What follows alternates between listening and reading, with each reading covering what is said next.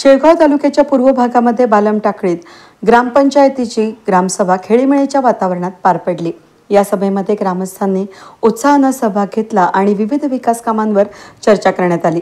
सरपंच राम बामदळे यांच्या अध्यक्षतेखाली सभेमध्ये पाणी पुरवठा, रस्ते, स्वच्छता, जिल्हा परिषद प्राथमिक शाळा, भगवान विद्यालय, ग्रामपंचायतीसमोर सीसीटीव्ही कॅमेरा बसवणे, गावामध्ये अत्यावश्यक ठिकाणी लाईट पोल बसवणे आणि शिक्षणासारख्या महत्त्वाच्या विषयांवर विचारविनिमय झाला।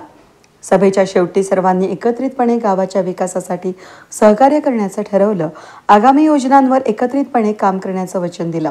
ग्रामसभेचे हे यश ग्रामस्थांच्या एकोप्याला आणि प्रगतीकडे वाटचाल करणाऱ्या या गावाचे प्रतीक ठरले असून कार्यक्रमांमध्ये रामनाथ राजपुरे, सरपंच राम बामदळे, कासम शेख, सर्जेराव घोरपडे, संदीप देशमुख, विठ्ठल देशमुख, विक्रम बारवकर, अशोक खेळे, ग्रामसेवक, तलाठी, कृषी सहाय्यक, ग्रामपंचायत कर्मचारी, सतीश खेळकर, इतर खात्यातील कर्मचारी, ग्रामस्थ मोठ्या संख्येने उपस्थित होते। वेद न्यूजसाठी प्रतिनिधी पांडुरंग निंबाळकर, अहमदनगर, शेवगाव।